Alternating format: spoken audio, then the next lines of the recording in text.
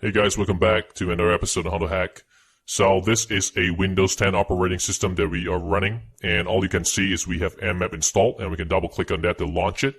So we can actually go ahead and use Nmap to scan the entire network for existing devices. So we can do a /24 on a subnet mask. Go ahead and click scan on that, and this will start off the scan, and we can try to find out all the IT devices, assets in the environment, whether they are routers, wireless access points, network printers, even some of the laptops, desktops, and mobile devices. We'll be able to pick them up using Nmap. And of course, the next great tool that we'll look at is on Kali Linux. So we have installed Kali Linux on our Windows operating system. So if you want to know how you can install Kali Linux on your Windows OS, just go back to one of the videos in which we were sharing on how you could do the installation from Microsoft Store. So going back into the tutorial, we can actually see that we have the Kali Linux running, and all you can do is enter ifconfig, and you can see the IP address of your current operating system. So we are on Wi-Fi 0, and we are on IP address of 192.168.1.1. So we can go ahead and enter MSF console. So this would actually start up the Metasploit framework in your Windows operating system. And once you have it started up, we can search for exploit.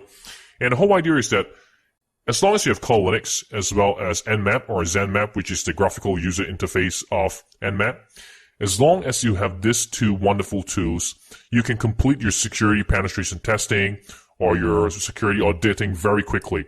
It's gonna speed up the whole process, at least for 75 to 80% of most of the penetration testing work that you have to do. So in this case, we can see that we have detected 3 hosts inside the network. So of course, one is on .15, and others is on .8, and other is on .254. So we have 3 specific IT devices that are connected to the network. And at the bottom, of course, right now is the connect scan timing. And of course, we can see that the completion is now on 18.67%. And we're discovering a lot of open ports in the environment. And again, all this could spell trouble for some of these IT devices if they have not been properly patched, if an exploit is available, or even a denial of service is there for us to actually take down the entire server or IT asset. So really important for you to secure your enterprise network from all your immediate scans. So now we're on 43.40%. So going back into Kali Linux, we see that we got 1,965 exploits. We got 1,094 auxiliary, and we got 337 post modules. So we can actually do a search, and on a search, you can actually look at, say, for example, you want to find out about how you can hack into Android. All you got to do is enter search Android, and it will show you all the modules available, whether they're payloads, post exploitation, auxiliary. You can see it all here. So of course, we have been exploring a lot of Android vulnerabilities, exploit management of Android devices, and so on in the past 10 videos or so. So right now, we're going to look at how we could weaponize Windows and be able to hack into any operating system with Windows operating system. So over here, we are 68.20% done in terms of the completion of the discovery of ports. So this is a really good way, and once we complete the scan of this, we will be moving over into the comprehensive scan because we really need to find out the exact version of those services. And if you can find out the exact versions of each of those services running in an operating system, it will be a lot easier for you to find those exploits on the left side. So the left side meaning Kali Linux or Metasploit framework. So this is really important because the whole idea is about maxing and matching what is right in terms of exploitation. So over here, once we complete the scan, we will actually run some of the exploitation, do a search or lookup on the Metasploit framework and try to find out what's going on in the operating system, run it, set the parameters, and be able to go after the system. So of course, in this case, I have a virtual machine running. So over here, I have a virtual machine. And of course, I can enter ifconfig, and we can see the IP address is 192.168.1.15. So of course, this is the target machine that we're going after. It has a lot of services running, and there's a lot of services that have vulnerabilities. So of course, in this tutorial, you have to take it as though we are hack the box. This is a black box.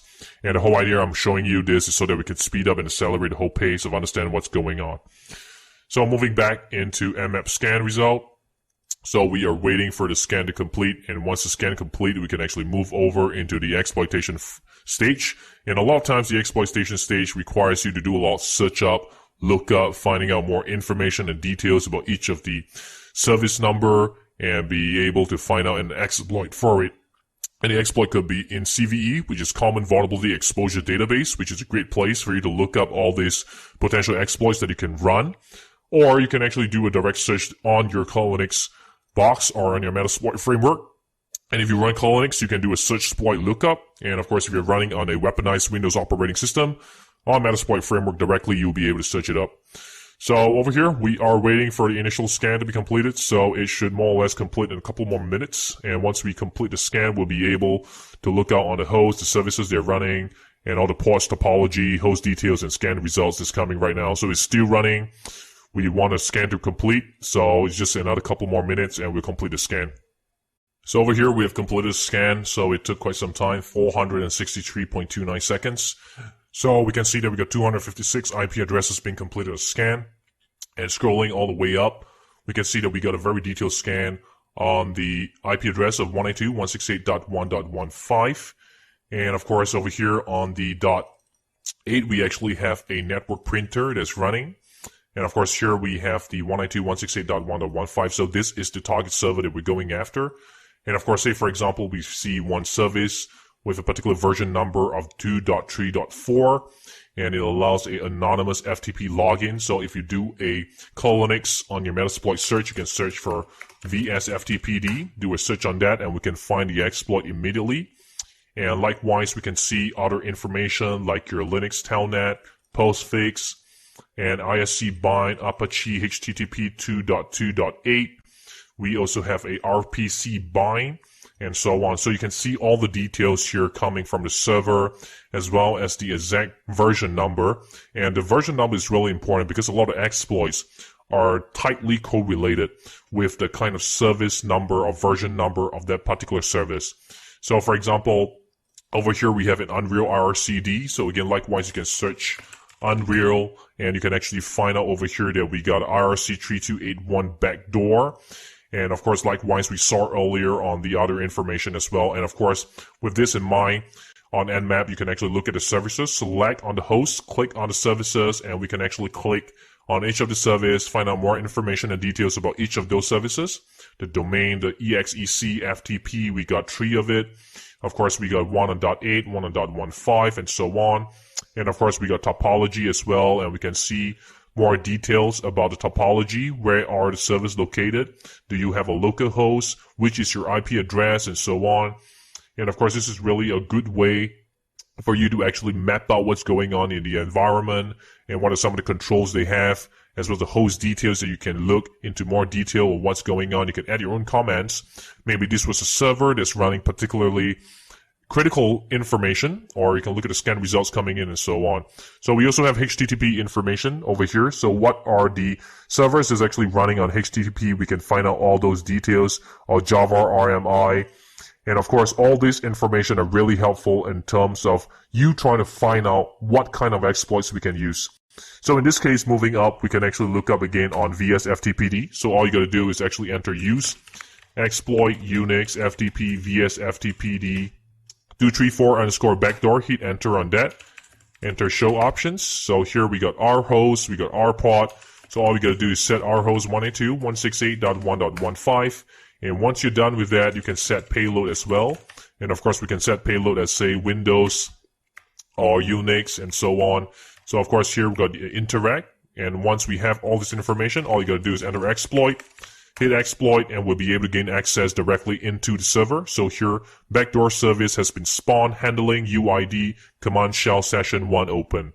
And once we have all these details, you can actually go ahead and enter who am I, and it will say you are root. And you can enter pwd to see the current working directory, ls-l to see all the files and subdirectories within the current exploited folder that you're in. So this will really help you find out what are some of the details, information you want to look at.